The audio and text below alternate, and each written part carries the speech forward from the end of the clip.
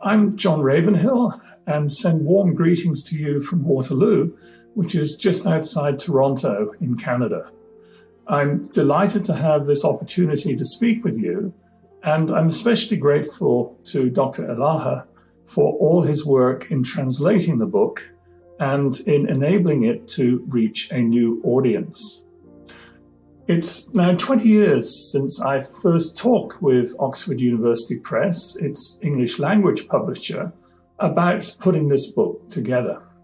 It's been through 6 editions and has previously been translated into Chinese, Greek, Italian, and Polish, which I think says something about its overall popularity. In devising this book, I had several objectives in mind. First, the intention was to bring together a group of scholars who are all leading authorities in their respective fields. They would write chapters specifically for this book. Most of the edited collections in our field consist of papers that have previously been published. In contrast, this book has entirely original content, specifically designed for its purposes. Second, we set out to produce a book that would be challenging for students. It would be one that not just provided the core factual information about the different fields of global political economy, but also introduced students to contemporary theoretical approaches. There was no attempt, however, to impose a single theoretical perspective. We wanted to present students with alternative approaches and challenge them to choose one or more that they found to be most convincing.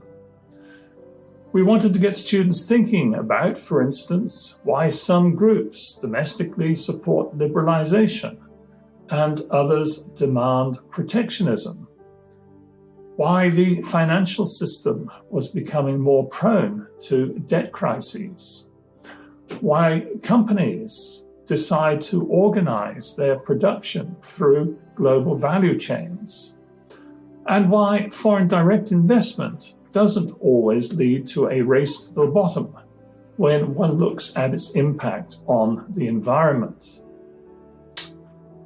Thirdly, the book was organized around the theme of globalization. This has proved to be an enduring issue, just as relevant today as when the book was first conceived.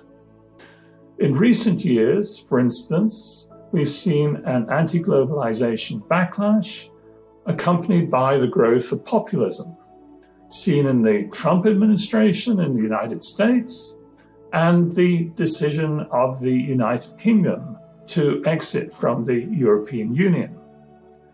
In many parts of the world, the COVID pandemic has led governments to prioritize national economic security. We don't know yet whether this will lead to a reversal of globalization, measured, for instance, in the overall contribution of international trade to national economies. Certainly, it does seem to have led to a weakening of commitment to international rules on trade. These are all very large and, I hope you will agree, important topics. The book attempts to cover them in depth. Consequently, it is a big book with 14 chapters amounting to more than 500 pages in the English language version. To translate a book of this length is an enormous task, so let me end by again expressing my appreciation for all the work that Dr. Elaha has done.